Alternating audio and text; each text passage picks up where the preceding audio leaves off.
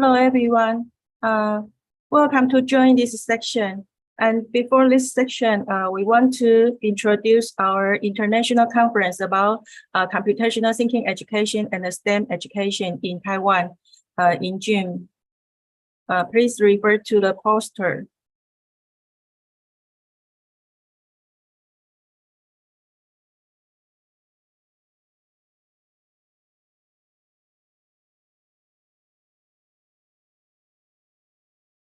Okay, hello everyone.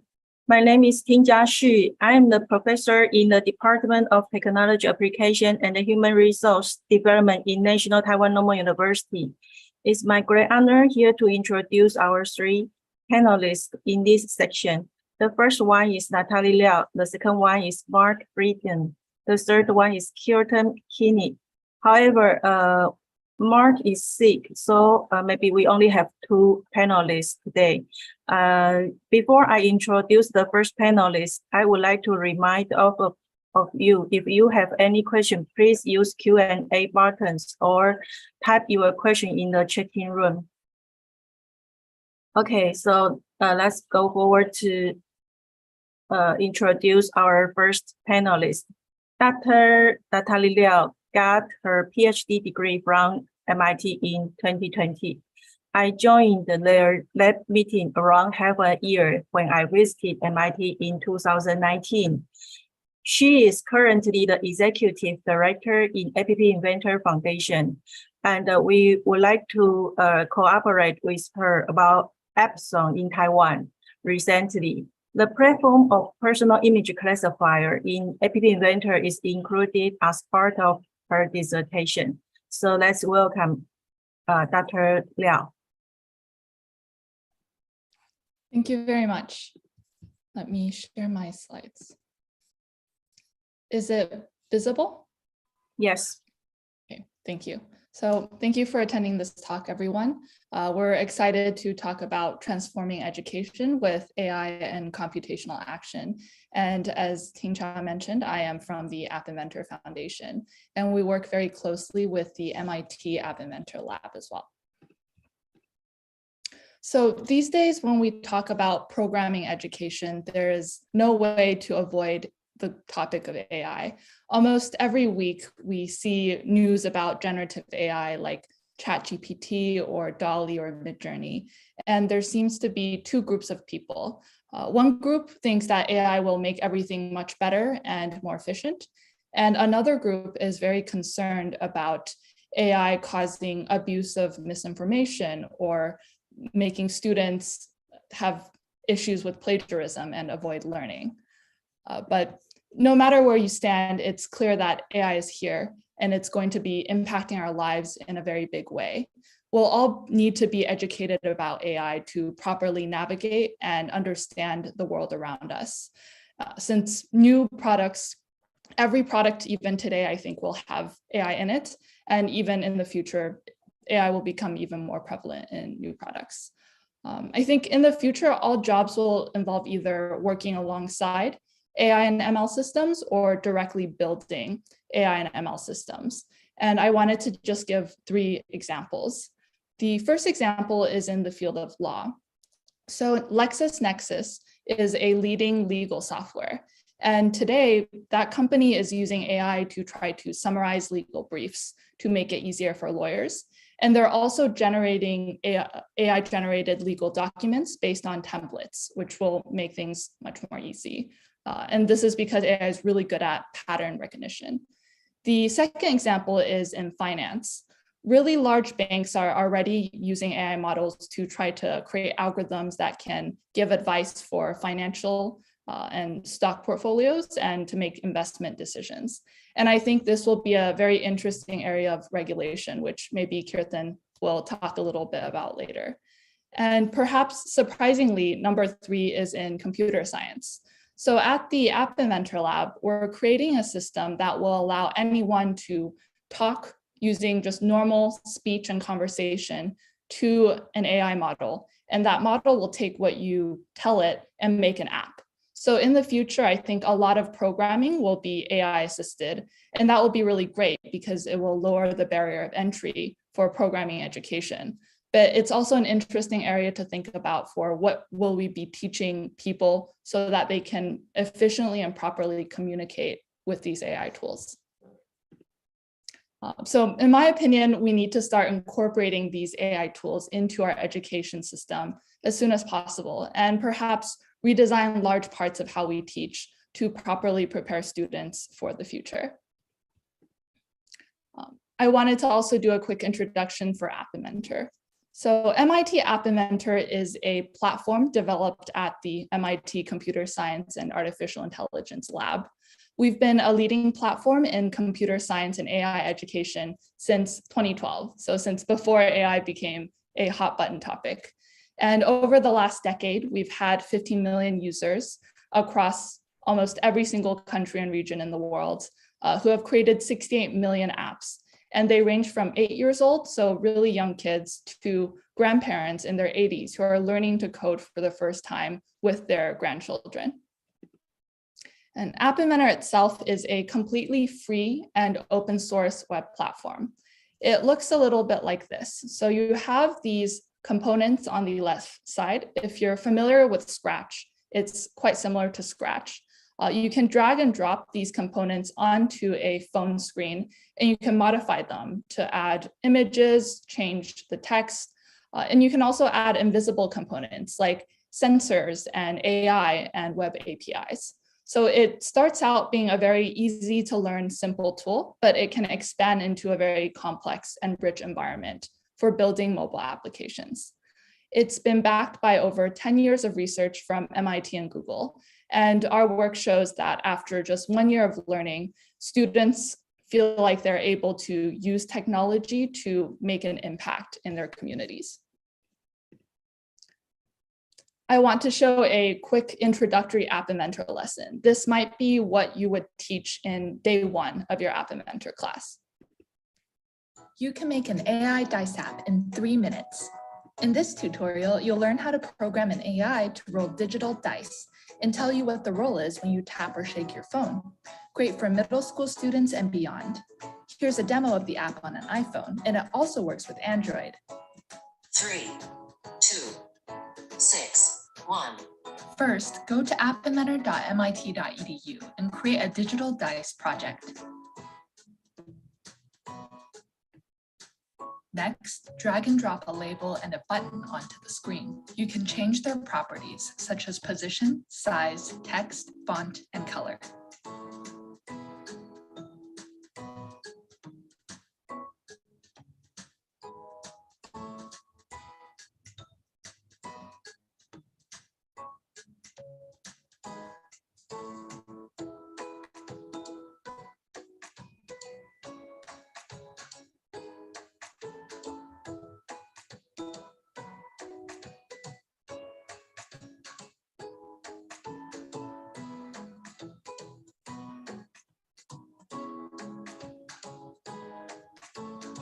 Add text-to-speech from the media palette to enable your app to speak through an AI, and accelerometer sensor from the sensors palette to enable your app to detect shaking.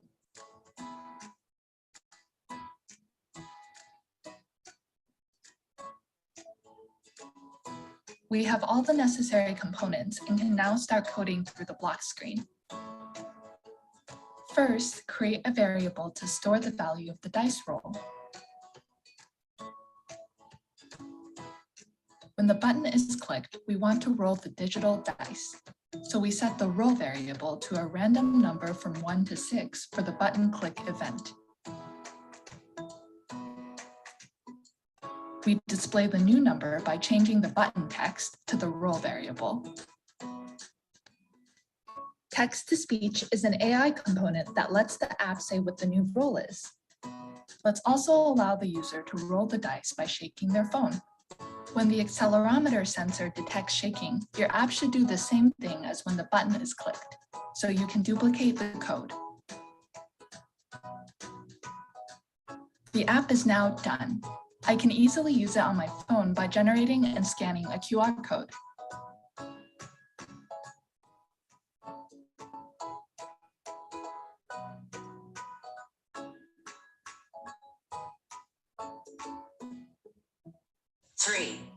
6, 3, 3, 2, 6, 1. What's your idea for an app? The only limit is your imagination.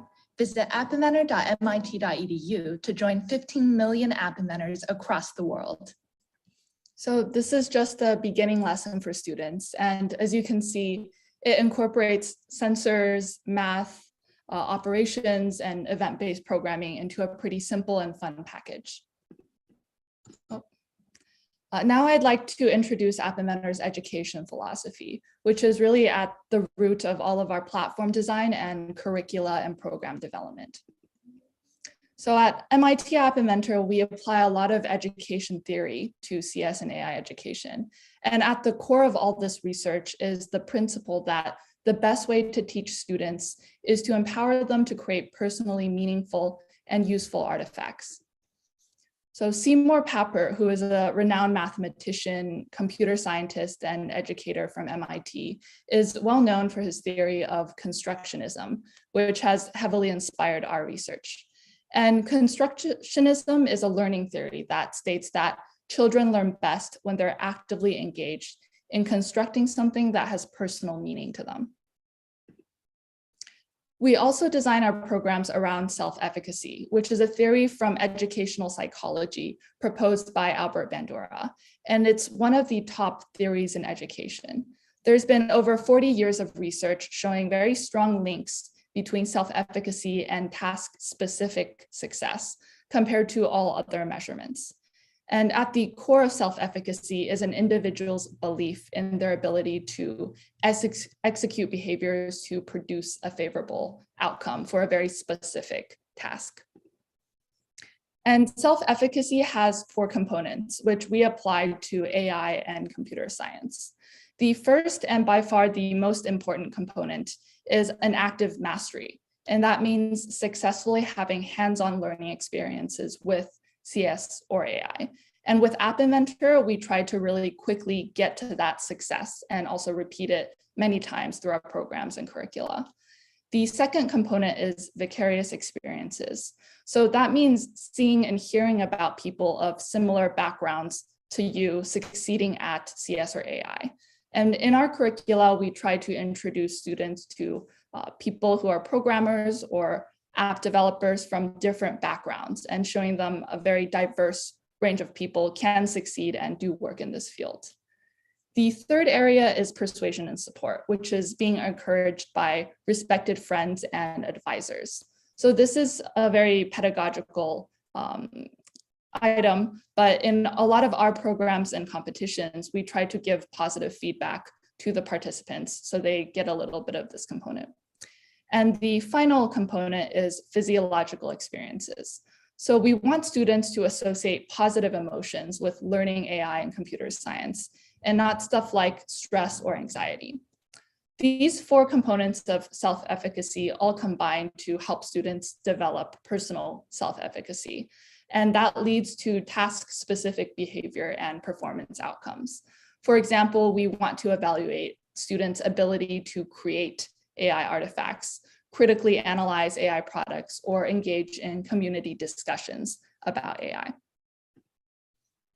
In line with constructionism and self-efficacy, we also have computational action, which talks about how using authentic real-world examples when teaching computing makes the topic more inclusive, motivating, and empowering. One of the key dimensions of computational action is making sure that students develop what's called computational identity. So for AI, we want students to identify as someone who's able to design and create personally meaningful AI applications. And we also want them to feel like they're members of a larger community of AI creators. This all connects personal learning to community spheres, and it encourages self-directed learning after a course or intervention is complete. In terms of specific pedagogical design, we apply a lot of experiential learning theory to our curricula and workshops. And experiential learning is the theory that learning through reflection on doing is a very effective way to teach students. And it says that knowledge is most effectively constructed through going through lots of cycles of these items of manipulation followed by reflection. Putting these ideas all together, we've developed an AI and ML education framework for transforming AI consumers to be AI contributors.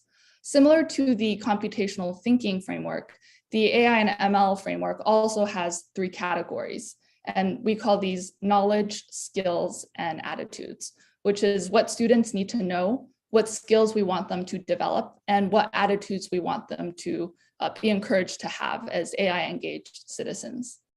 I won't go into every single item here, but we've put asterisks next to the most important items that we believe are minimally required based on our research. Under the knowledge bucket, that's general AI knowledge. So knowing what AI is and how it's created. A lot of that comes into play when we want students to know that data is a very important part of AI and tying that to their own lives. K3, which is bias in AI systems. So as part of that general AI knowledge, since these are all very closely related, we want students to realize that AI encodes and amplifies bias. So if there's something biased in the data that's being fed because society is inherently unfair, then the AI models will keep repeating that unless we do something to address it. And then the 4th item is societal implications of AI. Because these technologies are so prevalent and they're so easy to be implemented and spread to millions of people, AI has the potential for a lot of good and a lot of bad, and it's important that students realize that. Under skills, we think the first skill that students need to know is AI problem scoping. That's the distinction between when can I use AI on a problem versus when should I use AI on a problem. So students need to know not only the technical knowledge, but when that knowledge should be applied and how, because not every single problem is necessarily solvable by AI or should be solved by AI. S4 is analysis of AI design intentions and results. We believe in order for students to be AI engaged citizens, they need to understand what is going into the design when an AI system is being created and realizing maybe it's a consumer product. So they're, for example, trying to get me to spend more money, and they're also trying to recommend better items for my taste. So understanding all of that. We also want to encourage students to be AI advocates. So teaching them communication skills in addition to these analysis skills so that they can be critical members of the community and engage in discussions about policies, products, and education. So all of this work brings up a lot of really interesting educational research questions. And one of the hottest topics that everyone is thinking about right now is, what are the next gen skills that students should focus on developing in this age of AI? Overall, we think about this question in 2 parts. The first part is what process skills are required to work with AI tools, which refers to the how of working with AI. And the second part is the context, which refers to the who, what, when, where, why of the task that you are trying to do with AI. In the future, where the education system will likely be very AI integrated, instead of only evaluating the student's final answer, evaluation should place heavier emphasis on students' problem-solving process. So for example, instead of just grading the final essay, which can be very easily generated with something like ChatGPT, we should be looking at the prompts a student typed into the AI system to develop their ideas, how the information that system returned to them encouraged them to get new ideas or dig deeper, and maybe how they found important information the AI had missed, or how they questioned the quality and accurateness of an AI's outputs. So teaching students how AI works and then having them actively experiment with AI systems in a project-based setting will help them understand the limitations of AI. And that way they won't trust everything it says, and they'll instead employ more critical thinking to figure out when and how to appropriately use AI tools. In the tech industry more specifically, there may be less focus on writing every single line of code by hand, but there will be much more emphasis on skills like being able to debug a very large and complex system, and also knowing how to design tests for these systems. Another important piece that students need to develop is a growth mindset. So we're always going to be dealing with the situation where technology moves much faster than governments or the education system. Right now, ChatGPT is what everyone is talking about and excited and perhaps worried about. But a few months ago, it was Stable Diffusion and Midjourney, which are able to create these beautiful artworks with AI. And I think there will likely be completely different AI tools coming out very soon. As researchers and educators at the intersection of these cutting edge technologies and education, we try to quickly translate that technology into hands-on learning experiences for kids. And conversely, it's important for students to have this growth mindset to be better equipped to adapt and succeed in this very quickly changing world. In terms of context, in a world where it's 100 times easier to complete technical pieces of a project or create a product through AI, the important question now becomes, what is a problem that's worth solving and what is worth making? So students will need to learn how to ask the right questions and also critically analyze information about the world around them. And additionally, because these technical pieces will be more easily replaced with AI, students need to develop stronger social emotional intelligence, communication skills, and interpersonal skills for working with other people. So App Inventor teaches CS and AI combining this process and context. Again, our work is framed around computational action, which posits that having students work on AI and CS projects that directly help their communities makes the learning deeper and more motivating. If students are using AI in these real world settings, they're grappling with questions like, what is a problem that's worth solving now that I have all these powerful tools? They're engaging in hands-on learning with real data sets, and they're seeing firsthand how AI tools work or don't work in ways that actually impact their lives. They're also developing social emotional intelligence by communicating with and getting feedback from real people in their community and experiencing how these technologies can impact society. This is a very rich framework for project-based learning and design thinking as well. I also wanted to mention that App Inventor is contributing to the US National Guidelines for AI Education. AI for K-12 is an organization that's creating the standards for each grade band in the US. And they've created these 5 big ideas for AI. The first big idea is perception, which is that computers use various sensors to perceive the world. The second big idea is representation and reasoning, which is that these agents take the data from sensors and that becomes zeros and ones in a way that computers can process. Third is learning. So since machine learning and deep learning is very popular right now, this is a big item. And it's essentially computers taking that data and learning from them by extracting patterns. The fourth is natural interaction. And that's the idea that we're not creating AI systems in a vacuum. They're created to be for humans and in service to humans. So when we design these systems, they need to work in a way that works well with other people. And tying this all together is societal impact. As I mentioned earlier, AI can have very quick impact on society in both positive and negative ways. And we want to teach our students to be able to recognize that and work towards the positive side. AI for K-12 also recommends 5 software packages for teaching AI, and App Inventor is one of those recommended packages. So I wanted to also quickly share our impact and reach thus far. In 2022 alone, we had 9.2 million users globally, and this has been a very fast growth. From the beginning of this presentation, over the past 10 years, we've had 15 million users, and in the past year, it's been more than half of that. So App Inventor is getting adopted very quickly.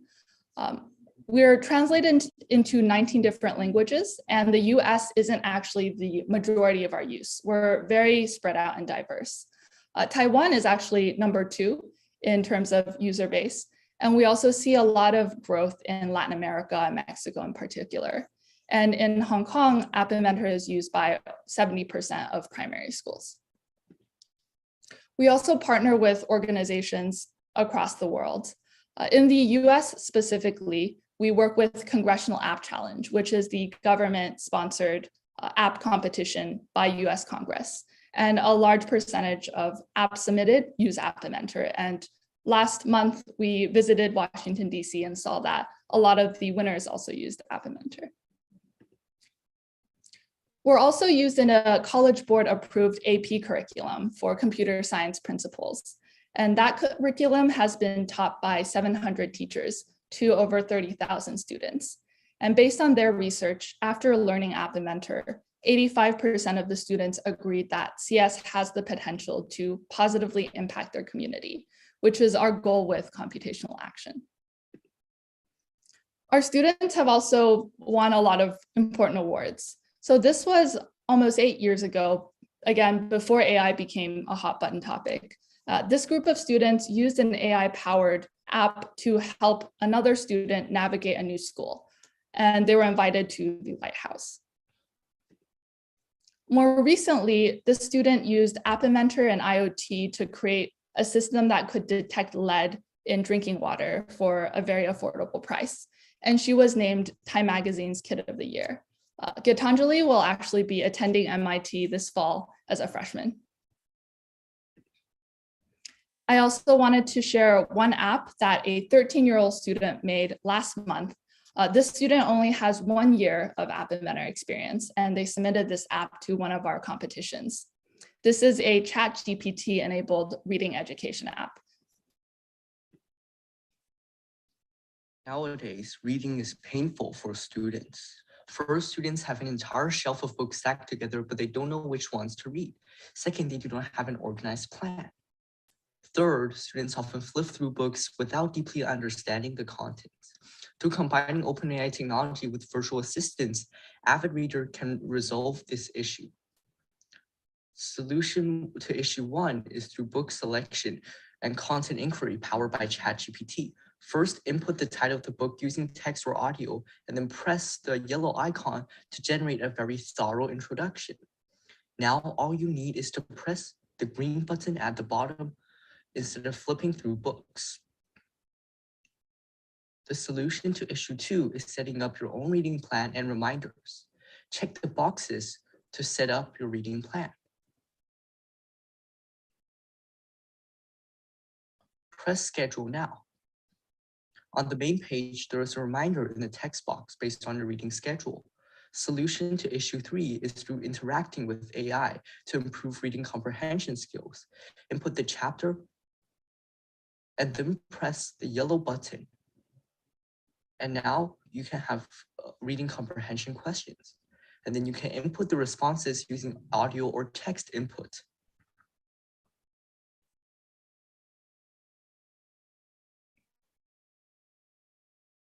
Press the green icon to submit your notes to the notebook. Through pressing the blue buttons, you can get feedbacks from AI to evaluate your understanding of the chapter.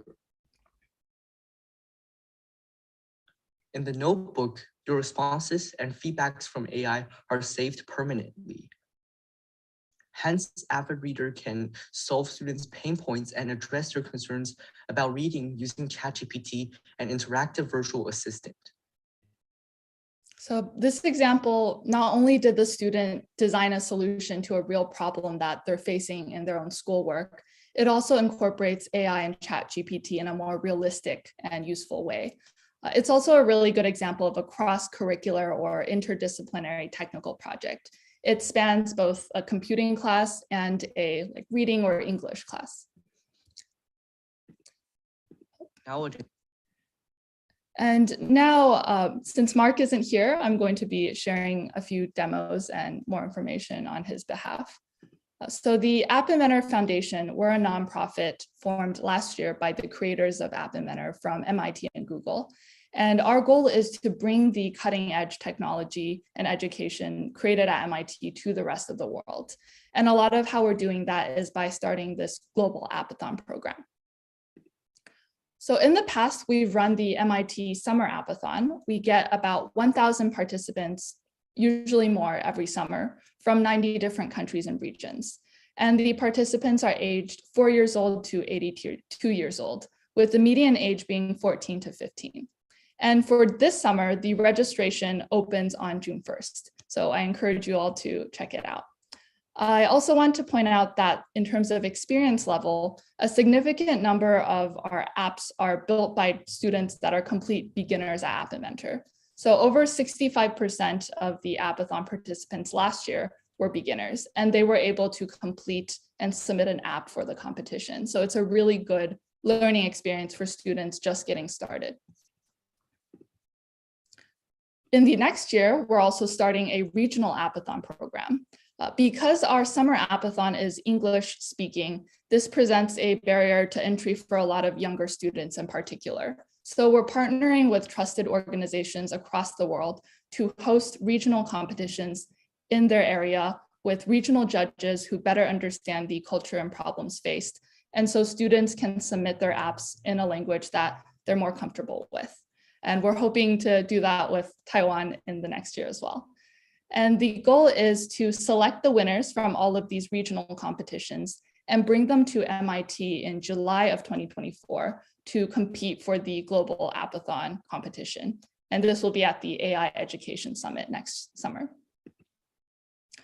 We also wanted to share one more video that uses Google's Teachable Machine, which is very similar to Personal Image Classifier. And this is built by a team of adults to address a public health issue in Brazil. This is in Portuguese, but the subtitles are at the bottom. Olá, apresentamos o aplicativo Dengue. Vamos prevenir a dengue? A dengue é uma doença viral transmitida pela picada do mosquito Aedes aegypti. Muitas cidades sofrem com a epidemia de dengue, causando inclusive casos graves. A forma de prevenção é eliminar focos de água parada para não deixar os larvas de mosquitos se desenvolverem. Há várias espécies de mosquitos, mas tipicamente somente um especialista consegue identificar se é um Aedes aegypti ou não. Portanto, para o cidadão poder ajudar na prevenção de dengue, ele precisa saber se uma larva que talvez encontrou na sua casa é do Aedes aegypti. Nosso aplicativo vai classificar a espécie de mosquito a partir de fotos capturadas com a câmera do celular e prover a informação de prevenção. Para isso, treinamos uma rede neural profunda que possibilita a classificação de 3 espécies de larvas e não mosquitos. No Google Machine, obtendo uma acurácia total de 95%. Para a implementação no App Inventor, usamos a extensão TBIC, entre outros. O design visual com a paleta de cores.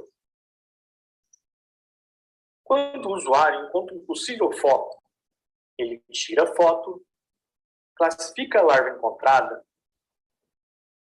e, com base neste resultado, pode tomar ações para a prevenção da dengue.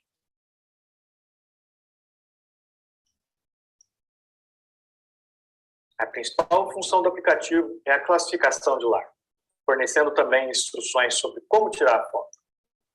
E também fornece informações sobre como prevenir a proliferação das larvas.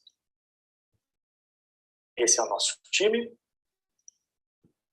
So in this example, you can see App Inventor isn't only used by kids to make toy apps. It can also be used to make very real apps that solve real-world problems by adults.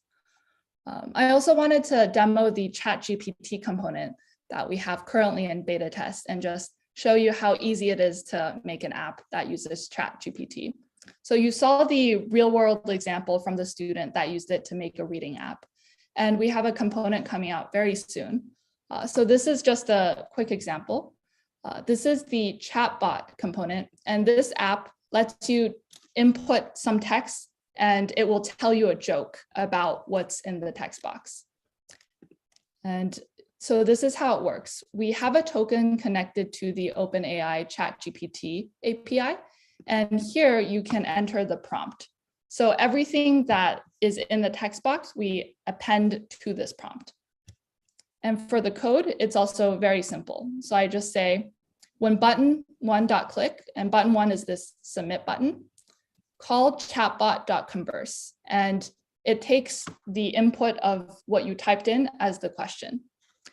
And when we receive a response from OpenAI's ChatGPT API, I just call text to speech to speak the message. And then I also show the joke, which is the message it sent in a text label. So I will do a live demo. And hopefully this works well.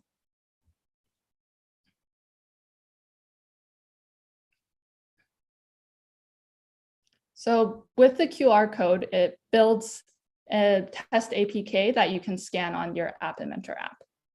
And I'm going to mirror my screen.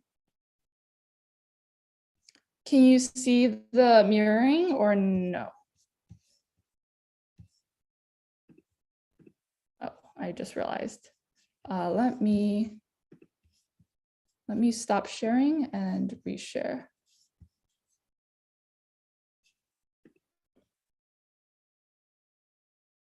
Okay, I think now it should be okay. I can't see anyone's reactions when I'm sharing, so if you can't, please unmute and let me know if you can. So here we can maybe say, tell me a joke about two people talking on a panel about AI. And we can see what ChatGPT says. Person 1, did you hear about the robot that got a virus? Person 2, no, what happened? Person 1, it started sneezing sparks. Okay, so that was a short demo of how this ChatGPT API works. And you could also use it for a lot of other use cases, something more serious as well. So I will pass it over to Kirtan now for his presentation. Okay, thanks Dr. Natalie Liao's presentation. I believe many researchers and teachers heard APP Inventor before. This webinar is a wonderful opportunity for all the participants to interact with APP Inventor Foundation and the development team here in person. We will open Q&A after the next panelist presentation. If you have any question, please use Q&A buttons or type your questions in the chatting room. As the co-chair of the significant interest group of CTE and STEM education in the Asia Pacific Society for Computer in Education, I would like to introduce our second presenter. Mr. Hilton Kinney is a Stanford MBA candidate and MIT engineer. Hilton got his master's degree in electronic engineering and computer science in MIT with concentration in AI and systems. Let's welcome him. Please show your slide first. Thank you. Thank you very much. Please let me know if this is visible. Can you see the slide? Yes. Fantastic. So I'm going to thank you very much for having me. I am going to give a high-level overview of the landscape of AI regulation as it stands in the US, and then tie back some of the lessons of current regulation to how we can think about education in this context, especially moving forward. Just to set expectations, I will not be talking about all of the 200,000 new proposals that have been discussed up to and including most recently OpenAI's Sam Altman speaking in front of Congress yesterday. I want to instead give an idea of what policies are in place today that actually have the force of law and what are the directions that this space is likely to move, because I think that's informative, especially when we start thinking about the education space specifically. What are the tea leaves likely to come down as? So before we jump in, I should note I'm not a lawyer. I do know policy quite well, but a common term that is used rather than artificial intelligence is automated decision-making insofar as these policies are being created. It's an interesting term that I wanted to call out because it specifically refers to decisions being made without the involvement of a human, and different jurisdictions describe automated decision-making in slightly different ways. But for our purposes, it is a term that covers machine learning and new tools like ChatGPT and so forth. Automated decision-making opens up large cans of worms, specifically around privacy, some of them bias and discrimination, some of them now, as we have more and more complex models about, can you explain why a decision has been made, and how can I confirm that you're actually using good or representative data. The specific policies that are fairly representative that we're going to cover are some which are California specific. California has been a leader in the space of moving forward the ball in AI and privacy regulation, which are often intertwined. There's going to be some federal agencies in the US that have, not through legislation, but through executive action and rules, put forth certain guidelines around how AI can be used and why. And we're going to also be looking beyond California to some other states. Most specifically, I will note here, we will focus a little bit of time on Colorado, which currently, in terms of leading the nation in terms of regulation, Colorado and California are basically racing with each other as to who's going to define some of the rules of the road. So first, let me note one agency for whom some of this analysis was done at Stanford, which was the California Privacy Protection Agency. Now, to give you a little bit of context, California passed the first specific privacy legislation back in 2018, and in 2020, it got expanded, creating a new privacy regulator under whom it has broad powers over automated decision-making. No rules have yet come, and part of this study was created specifically because they were looking for how are other states, how are other jurisdictions trying to understand AI, and what should we consider when we're moving forward. So first, let me walk you through the California Civil Rights Council. This organization previously focused on fair employment and housing, and especially is focused on decisions as to whether they are equitable. That is to say, in the US, not using what we call protected characteristics around things like gender, race, etc., age, etc., on are you getting hired for a job or even given the chance to interview for it? Are you going to be able to buy a home in a specific area, right? In these classifications, the regulators are flexibly determine whether or not AI applies. But what is fascinating is that there is no limitation on what data can be collected.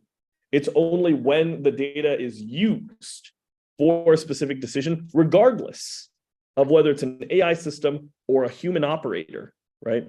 Or a human operator that's making the judgment. In either of those circumstances, the same rules apply.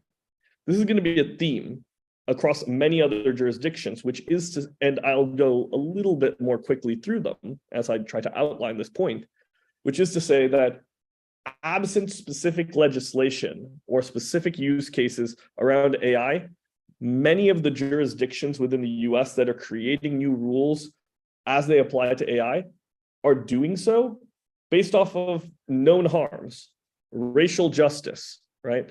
We're making sure that people have the same opportunity to own a home. We are making sure that people are not being biased because of these kinds of employment systems are not biased because of gender. In all of these cases, the data is not being restricted, only the outcome is being evaluated.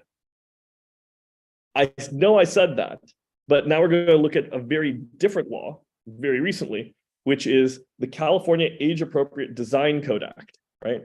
It's very recent, only adopted last year, and we haven't yet seen how it shakes out.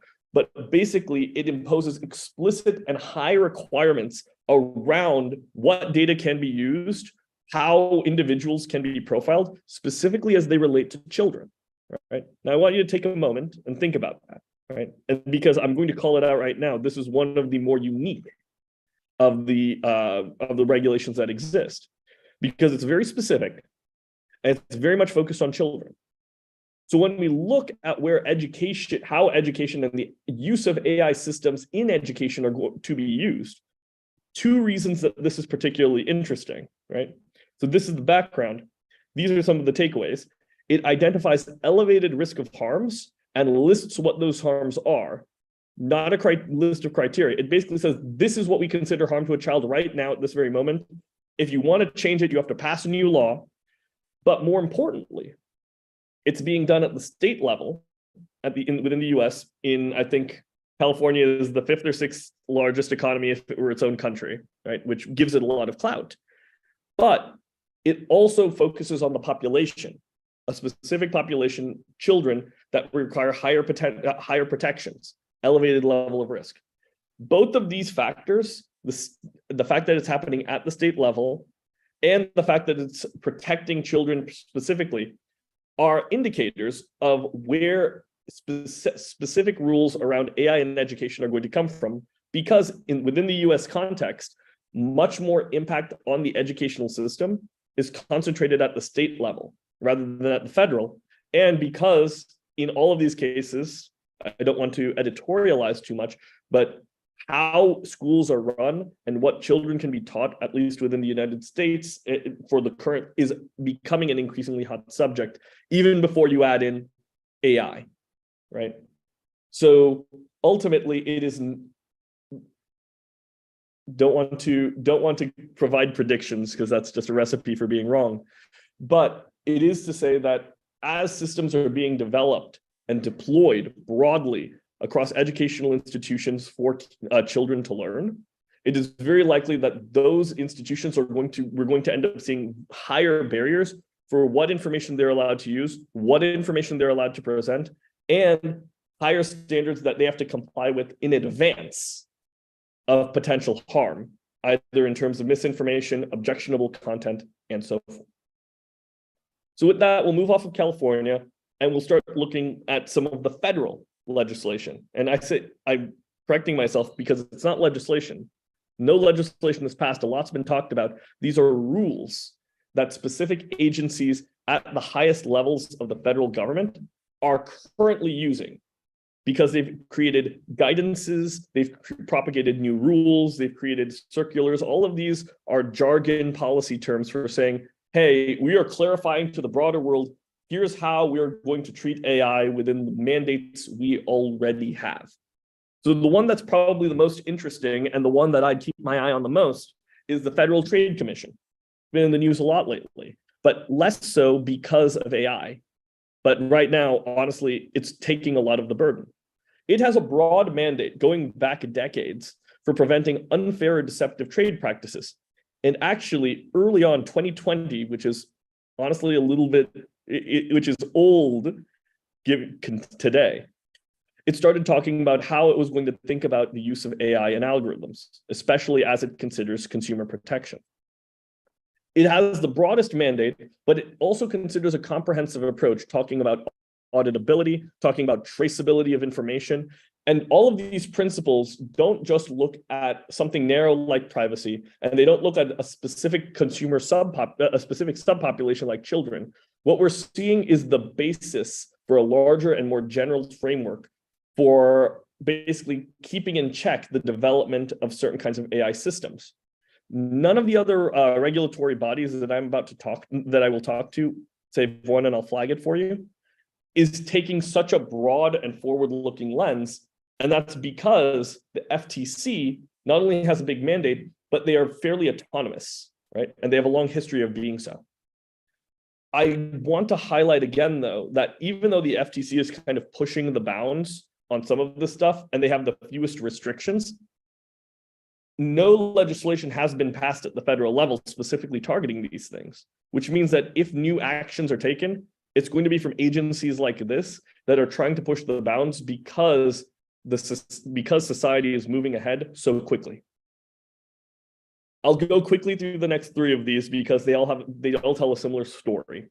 The Consumer Financial Protection Bureau, specifically on providing credit fairly and preventing economic harm based off of your data being used by an AI system saying you can't get credit, right? It's agnostic to future algorithmic developments. Remember what I said earlier about employment and housing at the California level? Same thing here, right? It's focused mainly on specific output harms and saying you can't use certain kinds of data. But whether it's a biased person or a biased algorithm, the CFPB is considering it the same. You just have to make sure the outcome is good. This is honestly the same thing for the Equal Employment Commission, focused much more on Americans with disabilities. and in what you'll later see as housing and urban development. I'll go quickly through those. We don't have to go through the slides. But the reason I want to flag the Equal Employment Opportunity Commission is that when it propagated its own rules, right, because it has a narrow focus, only employment, the same way the financial organization I talked about earlier was focused narrowly on credit, is that it mandates certain information must be considered. It hasn't been defined, but what this means is that if due to a disability, say, for example, that I have an impairment in seeing, so therefore I cannot take some kind of practical test online, it's not enough to basically disregard that as an input. They have to provide me the opportunity to give new information that can be considered for those data points. Very fascinating. If you're interested in this, let me know more. But I note this because as we consider the development of artificial intelligence systems, it's one thing and a very common thing to say certain inputs you cannot use. You can't use my race, you can't use my height, you can't use my age. It's another thing very differently to say, you can't use my race, but you can use something else. You can't use my age because discriminating based on age is forbidden, but you have to be able to allow me some other mechanism that you are equally going to weight about my expertise in this space. And as I noted, housing and urban development, if there's a disparate impact based off of certain protected characteristics, the laws have not changed. Ultimately, it's basically saying, we're just going to check the tape if the decisions that you as a lender, if you as a landlord are making are significant, are biased on a protected characteristic. Again, a term, but it's all of these factors that we've been talking about until this point. Then that is what is at risk, not actually the AI system itself. And it is for that reason that when we think that it's worth considering the harms, the end result, because that's what a lot of American legislation, a lot of American rules are based off of. What is the end harm when we think back to bringing it back to education? What is the end harm to the student if they end up seeing the misinformation? What is the end harm to the student if we create a system or a instructor or a learning model, right, that ultimately is biased in some negative consequence and ultimately leads to and can't then be attributed towards some behavior or negative harm on a child, right? Because that harm, is so far as these regulations are concerned, is independent of whether it's an AI system. So skipping, as I said, federal agencies are taking actions through longstanding authority. Most of them it's a fairly conservative approach, reflecting the narrow nature of their original legislation passed decades ago. FTC is fairly broad in its mandate, and that's probably where a good framework is going to come from if in the absence of new legislation. And it is possible to mandate certain kinds of inputs. See the space. Lastly, I'm going to take a look at some of the state privacy statutes, right? Specifically Colorado, but these are some of the states, Colorado, Connecticut, Utah, Virginia, that have passed specific laws that allow for the regulation of AI directly.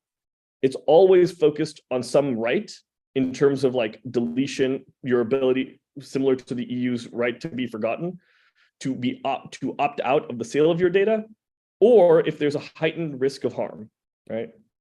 But in all of these cases, I, as an individual, am not the one who would take a model developer or distributor to task. There's no private cause of action. And the one that is particularly interesting to just dig in a little bit longer is the Colorado Privacy Act, which was passed only 2 years ago, because it is the only one of these that can adapt in real time to new developments in the AI space. And in this case, rather than, as we noted in California, they have a specific agency set up to deal with these problems. Colorado gives the power to the chief law enforcement officer, their attorney general, to be able to identify and create rules and then enforce them. So it's not specific to privacy, it's not specific to AI, it's not specific to a lot of these different pieces, but they have the power to create new rules and reshape the regulatory landscape. The reason that I personally find that interesting is if you're familiar with parts of the tech industry, one of the areas that a lot of AI development is actually increasingly occurring, where offices have opened, is actually Denver in Colorado. So there is that ability for an outsized impact based off of the rulemaking authority. This is very recent because the rules have only just been adopted in 2023, and they have delineated a huge number of potential harms that they might create more rules on, one, and two, and perhaps far more importantly, created tiers of extreme risk and how humans interact with them. So, for example, I don't have the exact text on the slide right now because the final rules have to be signed in. But included in this is there a human who is at the switch? Is it an AI influenced decision? Or is it a decision made entirely by AI? Or is it primarily a human decision that has in some way incorporated AI feedback? There's a list of several different tiers that these judgments can be put in, and that changes how important or how strict or how the liability on the AI system will be. Right? So, final takeaways: they reduce the ambiguity. They enumerate different types of privacy harms, but there's still a huge amount of rules that need to be determined, right? They don't know what human-involved automated processing means. That's the term that I was looking for earlier about of whether the human is actually making the decision or it's entirely left to the system, to what extent. There's a huge amount of ambiguity around how the processing is going to be judged. And all of this is to say, as I started off by kind of this presentation saying, it's a rapidly evolving space, right? These are laws that are about to come into effect because either they've already been passed or because the regulators have been empowered with the authority and they can make decisions very quickly outside of legislation. But as we think about the implications on this for the educational system, right? I would note that in such a sort of chaotic regulatory space, almost, the judgments based off of states are going to have a much greater impact on the education systems in each one.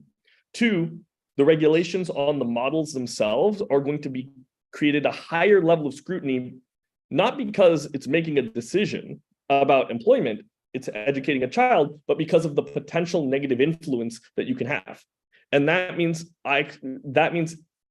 when we consider the models that are developed for students, for children writ large, we need to be incredibly careful about being able to track the information that goes into those models and potentially explaining how those decisions are made. Because unlike many of these other systems, that is very likely to matter when these rules are created.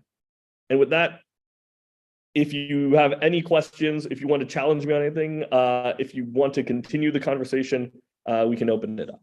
Thank you.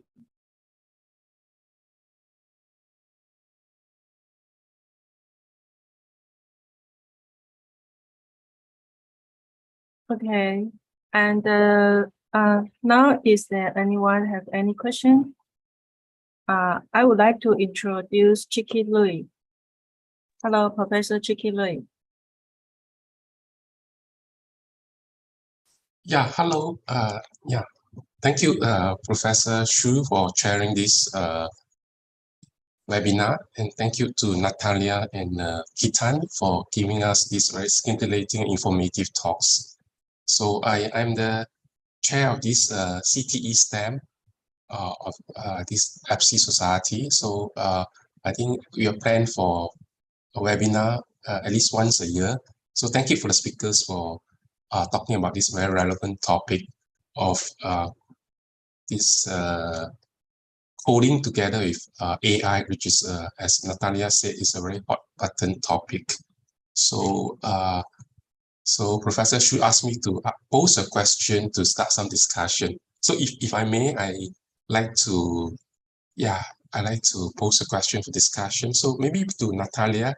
So thank you for talking about advocating computational thinking and learning coding for preparing students to work on real-life issues and problems leading to computational action. So now with the infusion of generative AI tools like ChatGPT, so we see the computational action takes on very new functionalities and really addressing a wider class of problems. So so we know that doing coding is a perfect strategy for leading to some kind of computational thinking and what is commonly discussed these days as AI literacy. So I want to ask if you can embrace a broader notion of this AI literacy. For example, knowing and understanding AI. Is there room for teaching kids? Not all kids may want to code. Is there room for teaching kids some of these notions of AI literacy, and in order to prepare themselves for the future, especially for teachers, right? Teachers, you might not expect many of them to come on to do some coding, but they need to. You talk about AI literacy for teachers, getting them to understand enough about AI, a working knowledge, in order to be able to guide students, for example, to use AI tools in their learning. So I just want to ask, what about a broader notion of literacy, especially in relation to AI? I mean, coding is a perfect strategy to do it, but besides coding, is there space for kids learning other aspects of AI? Yeah, so that's my question. Yeah. Yes, thank you for the question. I definitely agree with you. AI literacy is a very big topic that we're looking into right now. I think it's going to be easier and easier to train teachers on how to teach AI literacy, because these companies that are creating these AI tools, they're trying to make them as user-friendly as possible. So I think we can develop curricula for teachers to learn how to use these tools and reflect on their usage, and also guide students through using them. So I also think data literacy will become a very big part of AI literacy.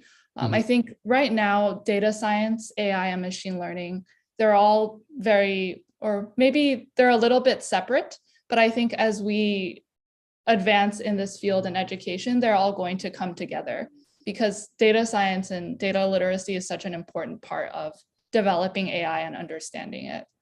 So for example, we have a ChatGPT workshop that we're creating at App Inventor, where we invite kids and parents who may not necessarily be technical to create a storybook using ChatGPT and Midjourney. And during that process, they're using ChatGPT to help write the story, and they'll experiment and see like what it does well, what it doesn't do well. And then they're also inputting pieces of that into Midjourney or Stable Diffusion to create pictures. And through that process, a lot of our users see that there is bias in the photos because they're trained on a certain class of images. And I think through that very hands-on experience with AI, they get to learn some of those concepts. Yeah, thank you. So yeah, students can really experience issues of biasness when they actually use data, right, and see how machine learn with that data. So yeah, and so I follow up your question with Kitan. So yeah, so I note that there's ambiguity about all these policies at the state level in the US on in relation to AI, what you call automated decision making. So so Kitan, so while these are being formulated in place, I think many countries are doing that. What can we do, for example, for teachers and parents, helping the kids to do some coding, to experience some machine learning, AI? So at that level, what can we do at that level now while the policies are being formulated at a higher level? So yeah. Very good question. I think my answer is a little bit different for teachers and then kind of the parents and the students.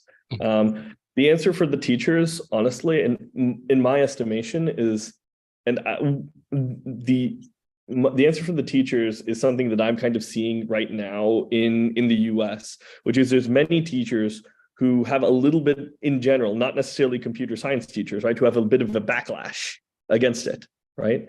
Who are afraid of using things like ChatGPT potentially for the writing of essays and so forth. And there's a balance that needs to be struck, but it is one of the best, in my opinion, a magnificent way of empowering a lot of students to be comfortable with these technologies is to consider how the curricula itself can allow them to use some of these tools and then fact check them, right? So maybe you do use a prompt on ChatGPT to help you with a new subject that you're learning, but you can also increase, as Natalie said, like your ability to like identify what is useful information, what is true information, right? And what isn't. And I think as one step, that is a much more broad way of incorporating these new tools, not purely into the STEM education, but into a number of different categories to better position these students as they grow to become fluent in these tools and then do what everybody who likes developing these tools is, which is poke at them, right? Find out how interesting ways they can be used. Yeah, thank you. Okay, we received two questions from the audience.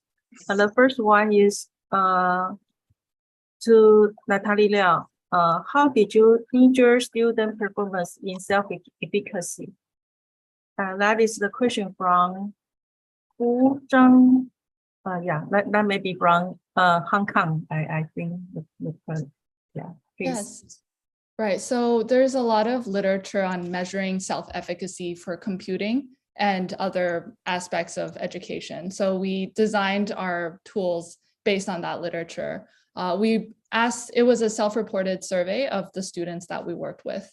And some of the questions were like, do you feel like you are able to create an app that addresses a problem in your community? Or asking specific things about, like, can you explain what machine learning or AI is? And we would grade their response on if they mentioned data or the architecture process or the training process or analysis. So there were certain pieces of the ML pipeline that we looked for in their measurements, and our students scored very highly after they went through this project-based learning experience. My PhD thesis is also online, so please feel free to take a look and also email me if you have specific questions. Happy to share the measurements that we used. Okay, and there is another audience asked the question about AI literacy and the data literacy are very important. And our curriculum is already overcrowded. So do you have any suggestion to manage this competition for curriculum space and the priorities? That's definitely something we struggle with in the United States as well. Kirtan, I wonder if you have thoughts on that. No, the honest truth, I think the only note that I'll put here is that I don't design curricula. That is not my role. I don't want to overstep that bound, but it is to say that what I have witnessed, at least in terms of how some of the curriculums have developed over time, is for example, I remember when I was growing up, right, tools like Wikipedia, a lot of the internet tools that we would otherwise like now frequently use to be the starting point for learning new things ourselves, for kind of combating that lifelong learning, were largely shut out were largely kept out of classrooms, and they were things that you had to develop those skills for yourself. In terms of balancing priorities in curricula, I would not try to claim that this should be an independent track as opposed to a general skill set that can be used across English literature, across computer science, across mathematics, and so forth, because it's going to be one of those foundational skills, and we shouldn't try to cordon it off from them. Yeah, I think helpful, but yeah, yes, I agree with that. Oh, sorry, please go ahead. I mean, the experts in every discipline feel their own discipline is the most important. But of course, in technology domain, we encourage interdisciplinary learning. Yeah, because of time, I only have one final question, and then we will close this section. We agree that AI will change future education. And so how can we ensure that the use of AI in education and encouraging students to learn AI application does not replace the importance of human interaction or personalized learning experience for students? I think going back to a little bit of what I said, because the technologies are only getting better and it'll make the technical tasks easier, I think that'll actually place a heavier emphasis on human interaction in teaching. Teachers will be able to focus a bit more on the relationship with the student if they have these tools that are helping them. And I think students will also be able to have a more personalized learning experience with a lot of the AI tools that are coming out. And I think also these students will be working with each other, like peer-to-peer more as a result of all of this. Okay, thank you. Longxiang, do you mean there is one more question? I do not see any question from the audience more.